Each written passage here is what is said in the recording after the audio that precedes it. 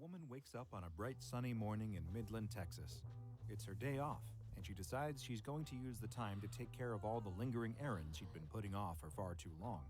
She gets dressed, washes her hair, and prepares to pour herself a nice bowl of cereal. But when she opens the refrigerator, she finds there's no milk. Damn, ain't shit in there but eggs. She steps out of her front door and notices a paper on her doormat. She bends down to pick up the pamphlet, which advertises a new supermarket opening in town. And what do you know? There's a coupon for milk attached. What a stroke of good luck. The woman makes her way into town, eager to check out the new grocery store. She parks her car and approaches the building, when suddenly a stranger is standing right in front of her, carrying a plate of what appear to be free samples. He's dressed like a supermarket employee, but he's built like a soldier, complete with a military crew cut. I like he's built like a soldier. Maybe he just likes to work out. Points at a building across the street. He's positive that whatever she thinks she can get at this store, she can instead super get at the one competitive across the street for price. lower cost and higher quality. She can't help but notice the almost unsettling desperation in the salesman's face.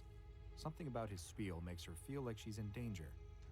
She politely declines. Yeah, you are. But he continues pitching deals and bargains at her as she makes her way into the safety of the new supermarket. The clean tiles below and the buzzing fluorescent lights above seem so familiar, yet also strangely alien to her. Something about this place is just... You're fucked. You already went in She there. needs the You milk, did. so she walks down the aisles, deeper into Too the store. late. She hears strange noises and looks over her shoulder. This is the Walmart of the Always SCP. behind her? She could have sworn she just came out of the meat and fish section. Where did they even keep the milk in this place? Every so often, there's a strange noise somewhere in the store around her. It sounds almost like footsteps, but not quite. More like claws tapping on the tiles. Is she alone in here? Come to think of it, she can't quite remember seeing anyone else since she came in. There's something so profoundly off about this place, but she just can't put her finger on what. She takes a step forward, and suddenly the floor gives way beneath her. The tiles separate with a whir of mechanized gears as a trapdoor opens. Gotta. In an instant, she's tumbling down into darkness. As she falls, she can see the white light beaming in from above illuminate the edge of something metal and razor sharp.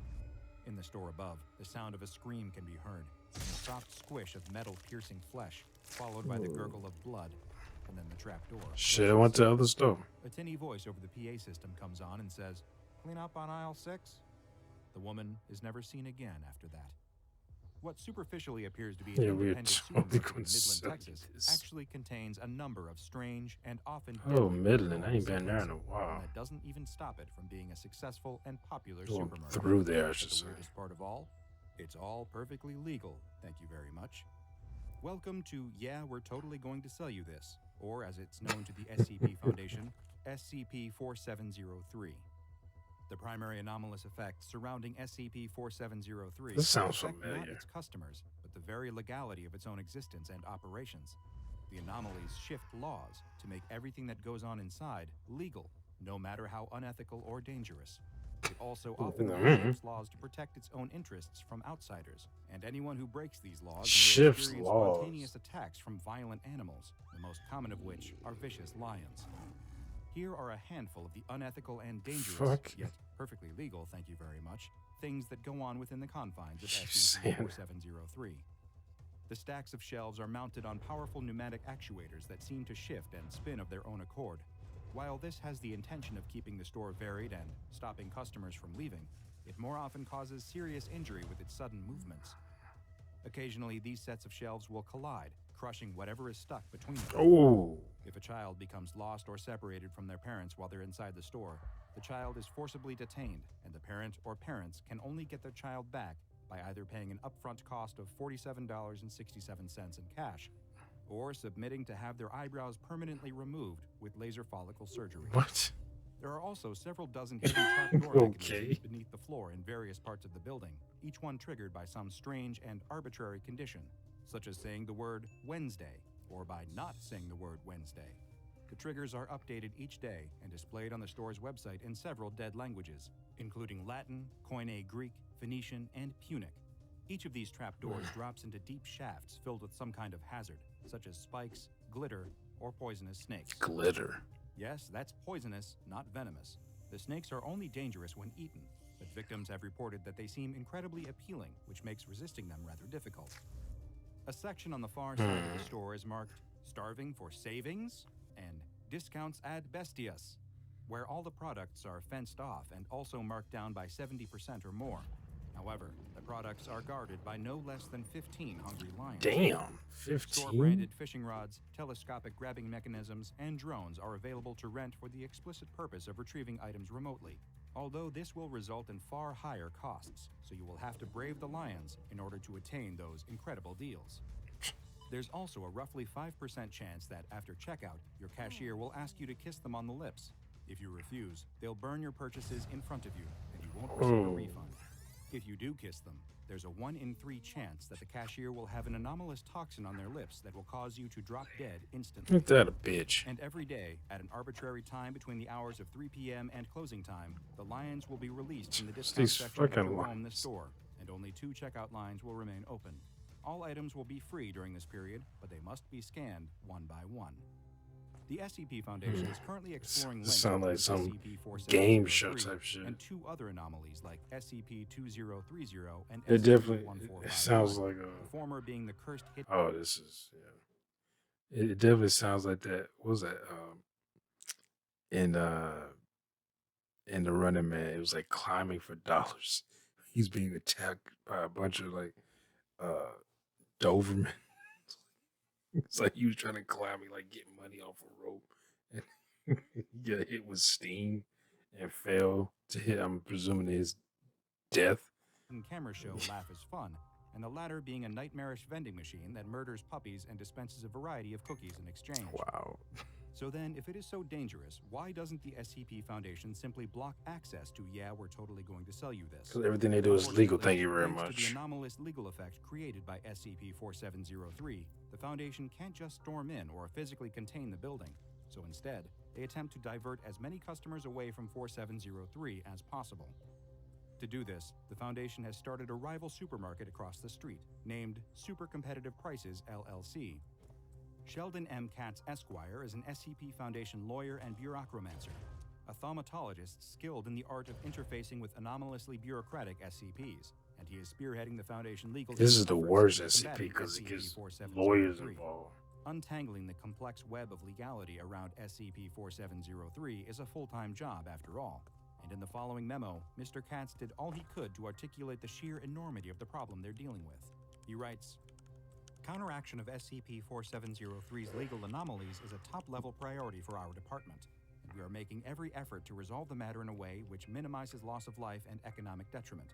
We have received a significant number of inquiries regarding the mechanism of SCP-4703's indisputable legality. Unfortunately, there are no easy answers.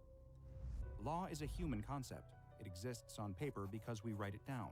It exists in practice because we enforce it. Generally, we interpret and exercise the law through the scrutiny of semantics, intent, and precedent. Yet, bureaucratic hazards such as SCP-4703 are not necessarily predicated on such things. In fact, the law as most know it has very little to do with the matter. While it's not a perfect comparison, one could say that baseline law is to anomalous law as arithmetic is to algebra. Both are recognized as mathematics, but the latter is more abstract. Imagine that Timmy and Sally each have 2 apples. If Timmy gives Sally his apples, then Sally should end up with 4. But she doesn't. She has 10. How can this be? Okay. Sally recounts the apples and reenacts Sounds the like some scenario bullshit. over and over, but there is no mistake. 2 and 2 make 10. It is an incontrovertible fact. You see, even if anomalies are irrational, they are factual, and it is essential that one accepts this if they wish to develop a countervailing methodology. Once Sally accepts that her 4 apples have become 10, she reevaluates her radix and decides to recount the apples in base 4. Suddenly, the 10 apples are 10 apples. 10 is 4 in base 4, which is the appropriate number of apples. Eureka! Sally collects another 4 apples, bringing the total to 20, which is 20, which is 8, which confirms that her I need to do this. Give me like $100. Form follows function according to the function of the form, and at last, $100 makes bill. I sense. can just do this with. Except none of it does, really. A $200 well-measured bills reality make often confronts the concrete $10 with the abstract. If you initially perceived a countable sum of 10 apples in base 10, then the equivalent number of apples in base 4 should be 22, since it stands to reason that changing your subjective view of an outcome oughtn't alter the physical materials in the equation. However, we live in a very naughty reality which may, on a whim, allow a young girl to wield apples unbeholden to thermodynamics. This explanation is inadequate, of course, but hopefully it goes a small way toward helping you understand why the legal department is currently occupied with a comprehensive redrafting of Texas corporate law in a quaternary semiological system. This in itself would be an exceptional feat even for the most skilled of bureaucromancers, and it is further compounded by the necessary incorporation of contingency clauses against the self-aware fact patterns that keep legitimizing rabid lions into existence inside my goddamn bathroom. We are grateful to you, our valued colleagues, for your patience and cooperation as we work together toward a solution. The Foundation is currently conducting a three-pronged attack against the forces of SCP-4703, the first being the Super Competitive Prices LLC competitive store. The second is the tireless efforts of Mr. Katz and his team against the trifling legal issues of SCP-4703, and the third is outright infiltration and espionage. Of course, when you're going behind enemy lines, it's crucial that the proper operative is selected for the job. It can't just be anyone dropped into a high-pressure situation like this, especially considering the rapidly evolving nature of SCP-4703's conditions. The SCP Foundation was more than aware that they might only get one shot at getting one of their own in and out of the building. For this task, they selected Field Agent Felicity Blandina, codename Karen of Justice. Blandina was uniquely qualified for a job Karen like of this. Justice. In personality tests conducted on all Foundation agents. All of because test she loyalty, is they great consistently at found asking Blandina to for be the one of the most manager. obtuse and shameless agents on the Foundation payroll. During group lunches with other staff members, she has been Karen reported of numerous times sending Justice. meals back to the kitchen when she felt they were unsatisfactory. And Foundation cyber analysts have detected multiple posts on various social media networks made by her, directly tagging and criticizing brands that provided products or services she perceived as being subpar. While these qualities made her a terror to the customer service staff in her local area, they made her the ideal They got her candidate working for for the bypassing the SCP bureaucratic stronghold Foundation. of SCP-4703. If anyone could do it, A it would be Karen. Field Agent Felicity You a Blandina. Karen can. She was sent into the building with an expired coupon under the pretense of being an unhappy customer. She spoke to a sales assistant inside the store named Daniel Paulson, who explained to her that her coupon was denied because it was only applicable when the recipient submitted to ritual castration performed by the SCP-4703 staff. What? Seeing as Agent Blandina didn't have the necessary equipment to undergo such a procedure, Paulson generously offered to provide her with a free surgery to have the proper parts attached, though finding a suitable donor would likely take several months. Agent Blandina, following her well-trained Foundation directives, could not be assuaged by the bargain. Instead, she pressed on, first guilt-tripping him with sob stories about her children, then her lifelong struggles with astigmatism, and even threatening Paulson with physical violence. Eventually, she delivered the true coup de grace, demanding to speak to the manager. Showing clear reluctance, Paulson agreed and led Agent Blandina to a door near the store. This went from good to just great. They found a break room that appeared similar to a bunkhouse in a prisoner of war camp, containing hammock after hammock filled with uncomfortable sleeping employees. Paulson informed Agent Blandina that some of the people who work at the store were once normal civilians who'd been exploited with a number of legal loopholes, and now lived inside the store full-time. Some, for example, had stayed in past closing time, which had resulted in them becoming store property for a minimum of a year. What? Paulson himself had entered a raffle for an That's bullshit. and instead won servitude at SCP-4703, which he couldn't legally turn down thanks to the powerful anomalous laws of the store. Oh wow, As this Paulson and Agent Blandina ventured deeper horrible into the bowels of the staff area, they passed 11 corporation unmarked doors type before bullshit. finally stopping in front of the 12th and last one. She opened the door and discovered shelves and stacked boxes within. Agent Blandina expressed incredulity at the idea that the store's manager would be kept inside of a supply closet in the basement, but Paulson insisted that this was indeed the manager's office, and as he did, he pulled a string connected to the ceiling. This caused a wall of boxes to split down the middle like a secret doorway, revealing a large executive chair facing the wall on the other side of the room. Still maintaining the cover story that she just wanted a discount, Agent Blandina pressed on and approached the chair. She spun it around to get a better look at the manager and found herself standing in front of a desiccated corpse, Oh, wow. no eyes and all of his teeth pulled out, his mouth wrenched open in a permanent, silent scream. Here's the manager. Paulson identified this man as Mr. Venecio Haruspice, the manager of SCP-4703. Horror Paulson spice? would have told Agent Blandina that his boss was a corpse earlier, but to do so was against the rules. Agent Blandina sighed and grumbled, "I feel like I should have expected this." Paulson assured Agent Blandina that she could still make her complaint, though, and the owner of the store would eventually hear it. As Paulson understood it, the body known as the manager acted almost like a kind of telephone, sending messages through to the owner. The owner would then reply through faxed messages hidden inside the cereal boxes that acted as the only food source of the staff trapped within. This Wow, you just gotta half-decades eat nightmare cereal? just kept getting worse and worse, but Agent Blandina refused to give up You that die easily. from like Agent diabetes. Blandina asked him to explain the exact nature of the manager's condition to her. Paulson replied, "I know that he's legally our manager. I know that he's, well, what he is. I know that one of us always has to kiss him goodnight at closing time. I know that if we tell him something, the owner knows, but the owner seems to know everything that happens here anyway, so I can't be certain that's related. What else? I know that he's empty, or hollow, actually. Hollow's probably a better word." Agent Blandina leaned in a little further to see what exactly Paulson meant by that, only to make a horrifying discovery. The manager wasn't a whole corpse. He was just desiccated skin, a husk somehow propped up into the shape of a corpse. When Agent Blandina asked why Paulson specified hollow and not empty, he told her that it was because a noise was sometimes heard emanating from within the skin husk. Agent Blandina wisely refused to put her ear anywhere near the manager's gaping, toothless mouth, and instead fed the hidden microphone she had been wearing down into the husk's throat. Before Paulson had time to remark on the strangeness of this, sirens and alarms Oh began shit. going off all around They're them. about to Paulson release the yelling that the lions. lions were incoming, Oh, and the duo needed to move quickly to get out of harm's way. Luckily, Agent Blandina was able to Nope. escape with only minor injuries, but shortly after her escape, Only a few SCP-4703's cuts legality and was bites. once again restructured to make it illegal for non-employees to enter the employee-only areas. The audio that Agent Blandina recorded inside the body of the manager was also analyzed by experts at the Foundation, and they discovered that, when sped up by 75%, the sound was indistinguishable from human laughter. Due to the highly strange nature of this anomaly and its containment procedures, even by SCP Foundation standards, the classes and designations applied to SCP-4703 are equally strange and complex. Knowledge of the file and the anomaly itself is relatively low tier, with restricted Level 2 access permissions. Due to the immense difficulty in keeping SCP-4703 hidden or contained, thanks to its unique legal situation, it has been given the Object Class Keter. This, however, is where things get even stranger. Dangerous. The SCP-4703 store has a rare secondary object class, Truculent. This classification is likely to be unfamiliar to most. Yeah, I but don't is know what the used hell in a that is. specific situation when an item is unpredictable and often transformative, and the containment measures around it must be consistently updated and evolved in order to meet its containment needs. We'll just pull guns on It has the people and level tell them, 3 get or your P ass disruption class, in the other meaning that it store. has a roughly medium potential to cause disruption, though this disruption is likely to be confined to a relatively local area. And finally, it has the risk class warning, meaning that it presents a high risk to all who interact with it, complete with the possibility of causing severe harm, including death.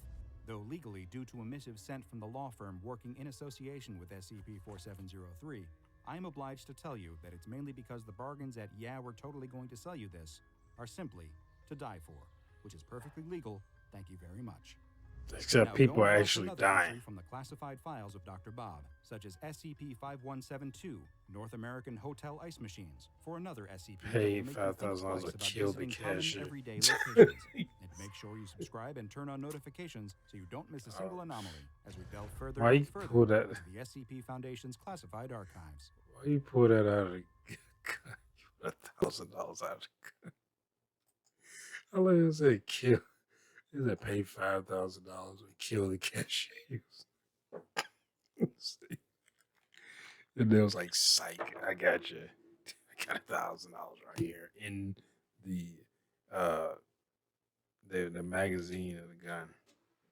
Or the magazine slide of the gun. Like what? Like, why do you have that in there? And why are you carrying just $5,000 on you? Oh, that was the Karen of Justice. I was like, did she play? He said, then she hit him with the, I want to speak to the manager.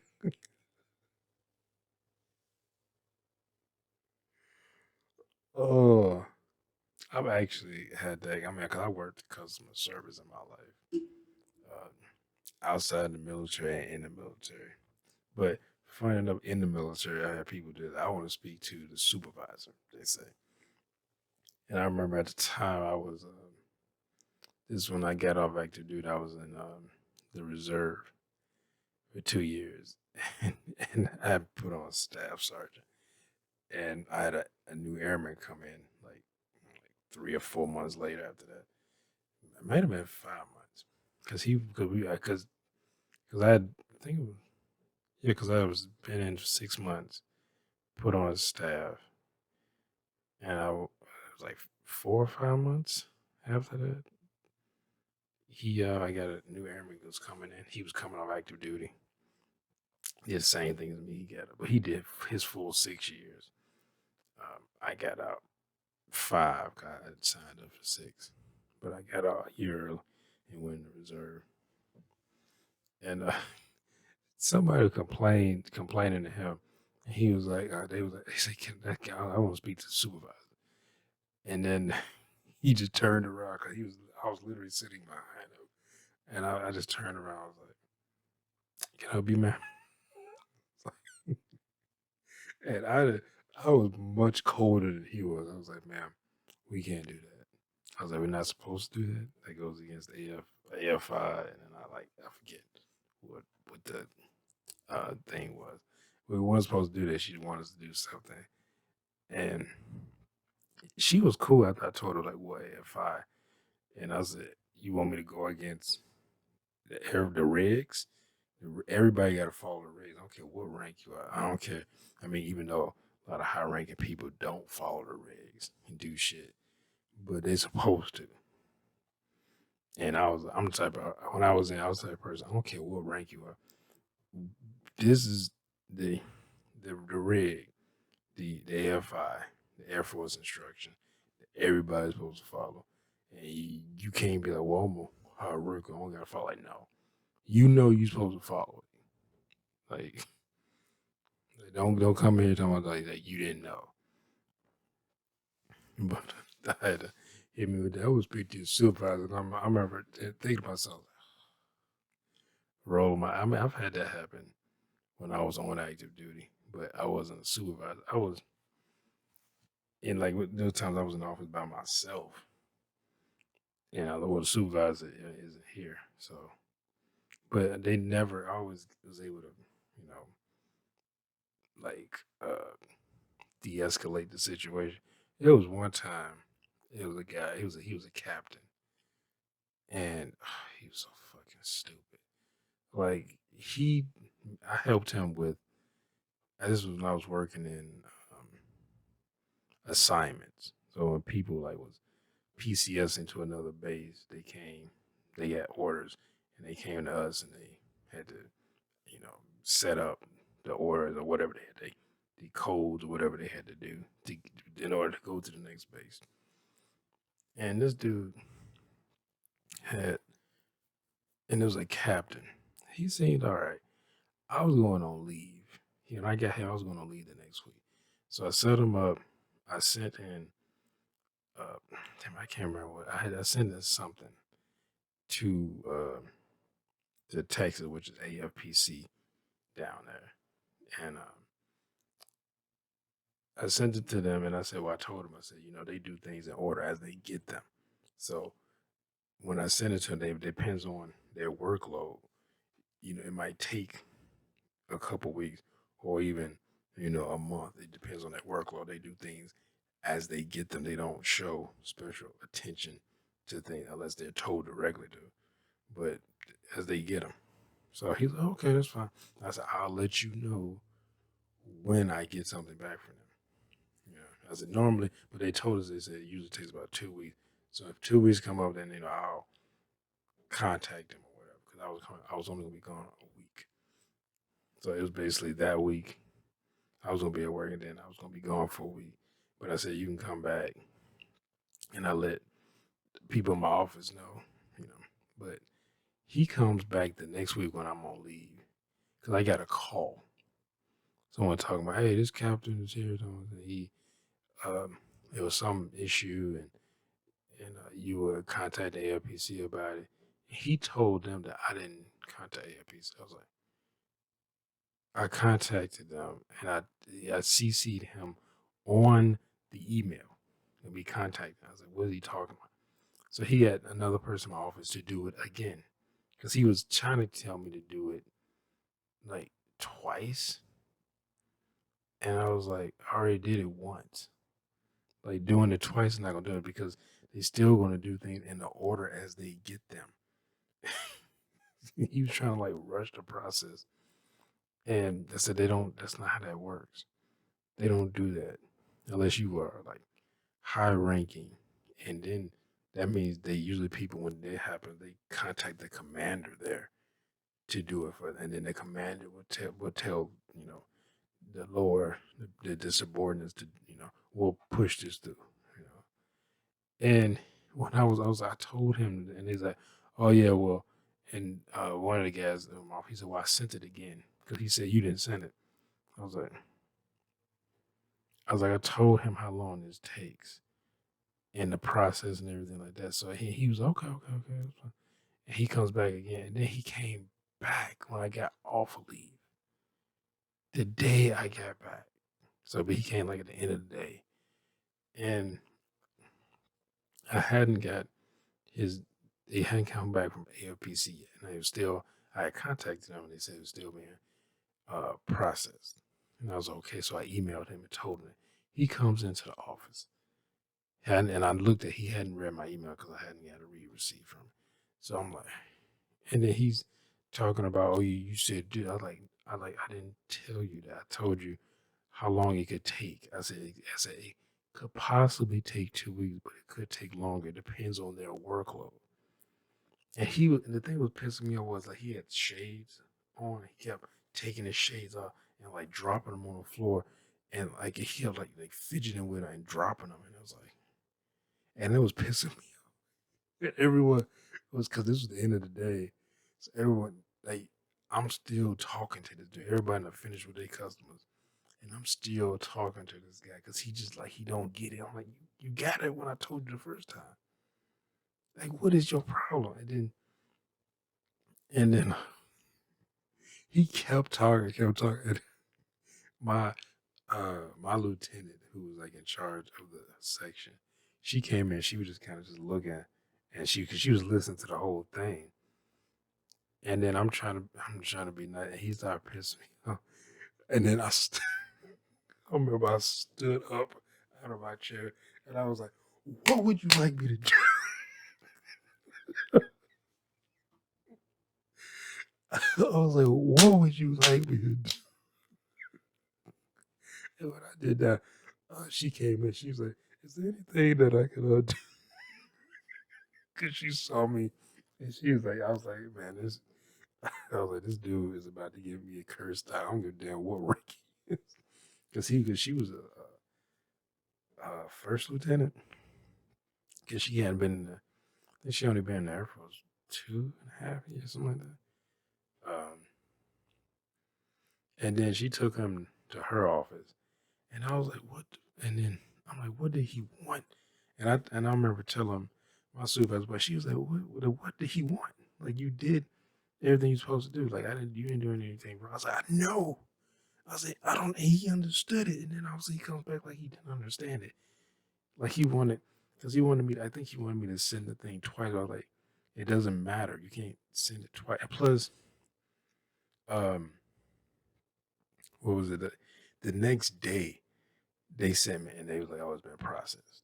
And but I remember like he walked in my captain's office. I mean, my lieutenant's office, and I don't know what he said to her, but all of a sudden, because her door was like right outside our office, her office was right outside our office, and she's like, "Get out of my office." She's like, "Get out of my office." And she said he said something. She wouldn't tell me what he said, which made me feel like he said something racist. But she said he said something disgusting. That's what she said. And I was like, he said so. I was like, what did he say? She's like, it's not. It's just not important. I was like, I said, man, because it was he dealing with me. And then when I wasn't there, he asked another guy to send the email again. This guy was black too. He was light skinned, but he was black. And it just made me feel like, cause he wouldn't tell me what he said. And she said something disgusting. And she told him to get out of her office. And she said she's going to contact his commander and tomorrow. The next, because it's the end of the day and the work day. I was like, oh man, that's